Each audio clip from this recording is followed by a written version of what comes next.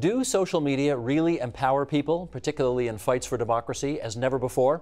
Let's find out how social media are being used in Hong Kong as compared to the Arab Spring, which started almost 4 years ago. Here's Alfred Hermida, professor in the School of Journalism at the University of British Columbia and the author of Tell Everyone Why We Share and Why It Matters. Welcome to Upper Canada. Thank you. Nice to have you here. Let's pick up from that question in the introduction. The way that social media are being used in the situation in Hong Kong versus the Arab Spring, say, of 4 years ago. Big differences? Yes and no.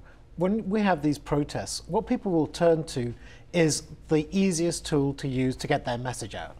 So in the Arab Spring, that was smartphones, it was the internet, it was Facebook, it was Twitter.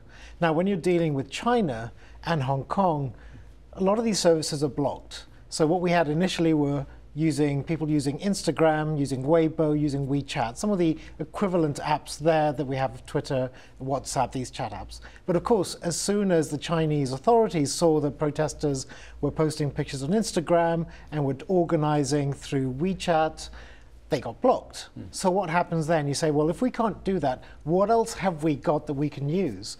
And one interesting aspect with Hong Kong and Occupy Central was using an app called FireChat. Now, this is interesting not because it's a new app, but because it doesn't require your phone to be connected to the internet. You don't need to be connected to a cell tower.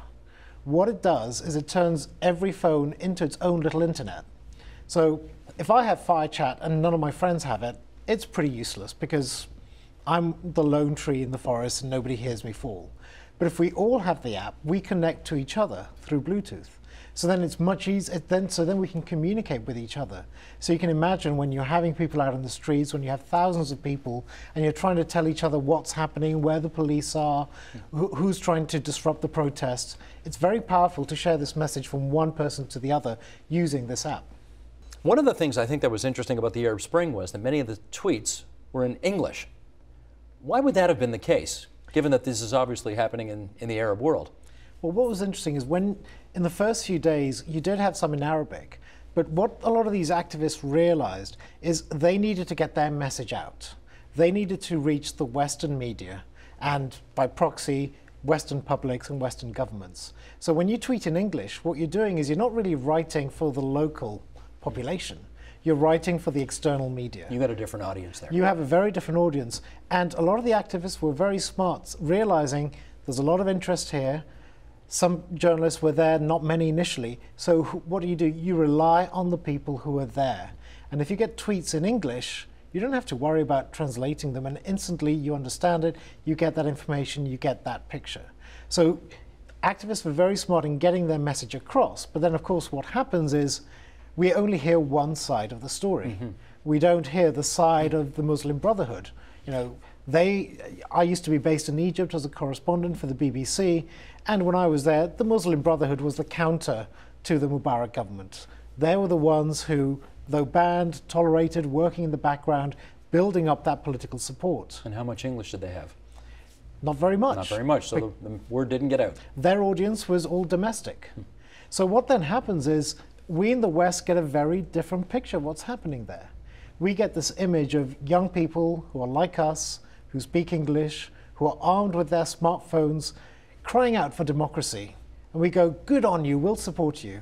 Who couldn't identify with that? Who couldn't identify with that? And in some ways, the media bears some of the blame, because especially the Western media will look for good English-speaking interviewees. So in the book, I talk about Gigi Ibrahim, a graduate student, Egyptian-American, grew up in the States, went back to Cairo, spoke perfect English, young woman, attractive, tweeting in English, perfect for the cameras. Articulate, able to express in language that we want to hear, and makes very photogenic, telegenic, the sort of thing we want to happen on the streets. So then we think this is what's happening, whereas actually the real power brokers are the trade unions who've been struggling for workers' rights, who don't tweet in English. The Muslim Brotherhood who've been working behind the scenes in the mosques, building up a network of support, who don't tweet in English. So we're not getting the accurate impression of what's actually happening, in your view? We get one slice of reality. One slice of it. How about the Twitter language of choice from Hong Kong, from what you've been able to tell, has been what? Well, again, depends on the audience. When you're looking for an external audience, it becomes English. Because again, you're trying to get that message amplified. So if we look back to what was happening in Egypt and Facebook, the Facebook group We All Khaled Said was how a lot of people then mobilized for that first day of protest on January 25th. And most of the comments there were in Arabic, because that was aimed at the internal audience. People who were outraged at what was happening, people fed up with years of corrupt government, of authoritarian government, and saying, we want to do something and get together and do something about it. So for that purpose, Arabic was the language of choice. But clearly, getting the word out in English to the international press is hugely significant for a huge chunk of the people involved in this, yes? It's very important, and that's why you saw so many people tweeting in English. What you get happening there is people like Gigi Ibrahim are bridges. They serve as bridges to connect from what's happening in Tahrir and the thousands of people there to these audiences in the West and the Western media. And they have to translate and tell us a little bit about what's happening there. But we get the version of events that's coming through that bridge. Is it, from your understanding of things, is it as important to the people who've been in the streets of Hong Kong for these many weeks, is it as important to them that the word get out to the international press in English as it clearly was to those involved in the Arab Spring 3-4 years ago? I think one of the differences with Hong Kong is you have a lot more Western interest from the media there. You have more journalists there, or in China. So actually, you didn't really need as much exposure because there are so many Western journalists based there. The agencies are there, and journalists from all nationalities in all different countries. So in some ways, what activists in Egypt, in Tunisia, in Syria were trying to do is essentially say, well, if there aren't journalists who are going to be reporting this, how else can we get our word out? So this is what we have now, is that it's not that we just rely on the media for the story and we rely on social media. It's all intermix. It's this hybrid system, and sometimes we hear some voices, other times we hear other voices. Do you like it better this way? I think it's great. It's confusing, it can be chaotic, it can be bewildering, but we have such a range of voices we can hear. And I think one of the very interesting aspects here is how you can have some people that rise to the top, not chosen by journalists, not chosen by politicians, but chosen by the crowd. Well, of course, that's very threatening to a lot of people who are the traditional editorial gatekeepers of what people get to know. How are they reacting to this new reality? Well, in some of my research, I've looked at how these traditional gatekeepers have reacted, and there is a little bit there has been resistance, but it's like trying to stop the tide. You're not going to stop the tide. You can say, I don't like it, and I wish it didn't happen, but it's going to happen anyway. So really, if you can't work against it, how can you work with it? Okay, but there will be journalists who will say, and you said it actually just a little bit earlier in our conversation, we're not getting the whole story, we're getting a slice of the story because it's a slice that is obviously aimed at a Western audience that is able to speak English, et cetera, et cetera. So is the public, however you want to define that, badly served in some respects because we are only getting a slice of the story as opposed to a more considered journalistically broadcast or printed part of the story? You know what I'm trying to say. I know exactly what you're trying to say, and it's a very good point. But that's assuming that people just get their information from the agenda. Which they don't. Or just read the Globe and Mail, or just spend all their life on Twitter. Most people don't work like that anymore. They get their news and information from different sources. Sometimes it's from what friends post on Facebook. Sometimes it's by going to a news site. Sometimes it's by tuning in to the agenda. It's a broad mix. So it's sort of, you can't just say it's one or the other. It's more understanding this mix and how it works. And this is one of the things I tried to get at in the book, that in a way, social media is so easy to use and it's become so pervasive, we sort of assume we know how it works. We assume we know how it works, and we assume, well, I could be wrong on this, but there's a great assumption among a lot of people that what they read is true. And of course, when you read it in the Globe and Mail, or when you see it on the agenda, you may not believe it, you may not like it, but you at least assume that there's been some kind of editorial process that went into it. That's not the case for Twitter. So are we being badly served? Again, it's not quite that simple. There is an editorial process on Twitter. It's just very different. Because Wait a second, what's the editorial process on Twitter? Well, It's not, these are, the way that works is the crowd are the editors. So what you see, again, it depends on circumstances, but in certain situations, I tell the story in the book how when there was an earthquake in Santiago, Chile, a lot of people started tweeting about what was happening there, where help was needed. And in these times of crisis, that real-time information on the ground can save lives. Now, what was happening in that earthquake was, yes, there were some falsehoods that were being spread, some rumors, but what you had is people then knocking them down. So for every rumor that was spread, there were 9 other messages knocking it down. Wouldn't it have been better just not to report those rumors in the first place? Well, people, That's the way it sometimes is. people share information because it's what they think they know. That a lot of the time, there are people who will try to hoax you and spread dubious pictures, etc. But sometimes people are just saying, well, I've heard this. Or they've heard some noises, so they make an assumption that that must be because this is happening.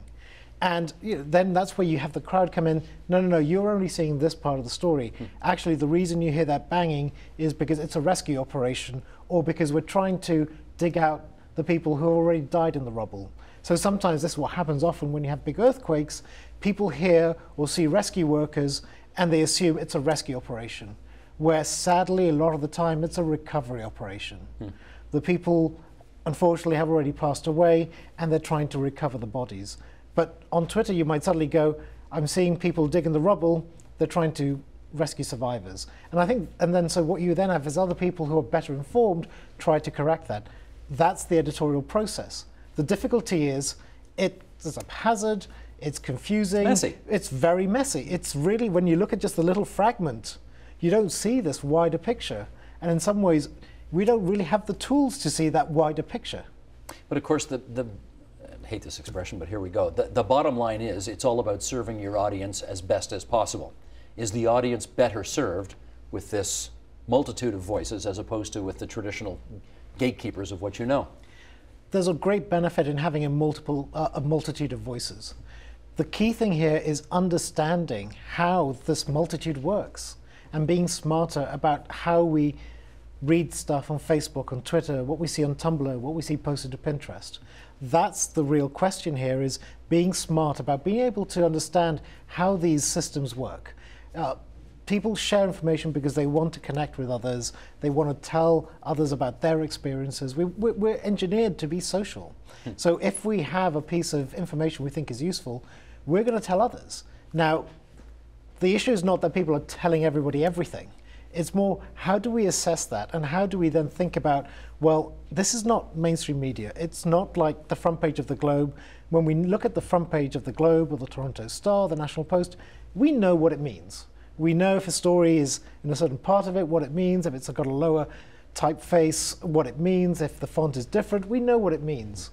Social media is so new, we're still trying to figure out how this thing works. Well, it's all equal, right? A tweet, well, I mean, yes and no. A tweet from the Washington Post probably still carries more weight than a tweet from some guy named, Sam from South Succotash, right? But one of the things that happens on social media, and this is some of the research I was doing with my colleague at UBC, Candice Corlison, into Idle No More. So we've been looking at, well, whose voices were being heard when Idle No More was active in the 2 months here in Canada. And what you then see is, yes, journalists, media institutions, politicians are influential, but you get a whole different set of voices that the crowd says, this is who you should listen to.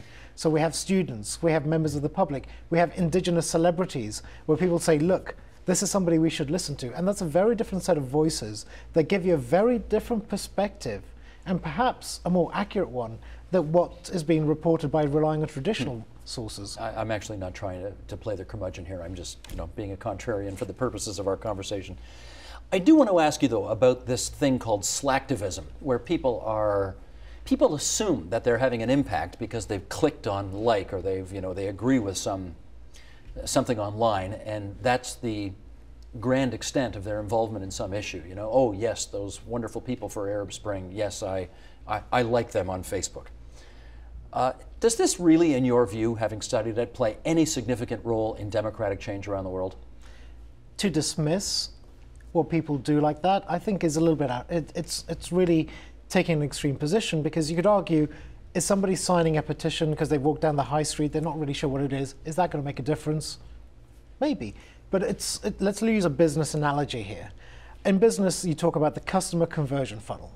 The first thing to get a new customer is making them aware that you exist as a product. So that like on Facebook is a bit like that, making somebody aware that this cause exists. When they click like, what they've done is, in a sense, done the next step, which is tried your product, sampled it. So you first need to raise awareness, then you need them to actually do something. So the like, even as a small act, is indicating this is something I've decided merits a little bit of my attention, but it's also signaling, telling your friends this is something they should pay attention to. So there's awareness. But then the next stages are really getting somebody to be a loyal subscriber, and finally to then become an evangelist for your product and tell everybody else about it. That's quite involved.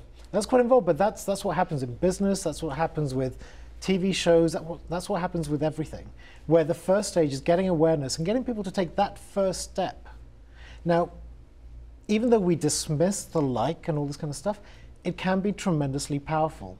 I'll take you back. Don't dismiss it. No. But I wouldn't want to read more into it than what's really there. Well, it depends on context. Okay. So if I take you back to Tahrir Square, you have a country like Egypt. When I was there, if there was a protest, you'd get tear gas. I got tear gas. It's not a very pleasant experience. So it actually takes a huge amount of bravery to take a stand.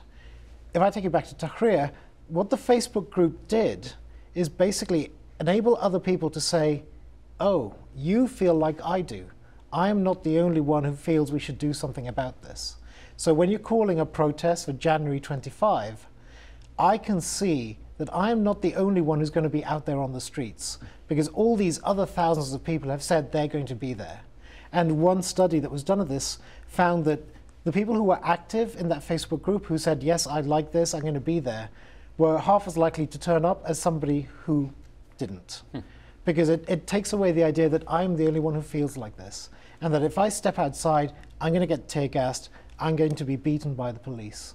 So that, in circumstances like that, can be tremendously powerful. We're all in it together. We're all in it together. And when you have situations where taking a stand could cost you your life, it's tremendously powerful. But it's also powerful even when taking a stand could affect your reputation and your standing and how your friends see you.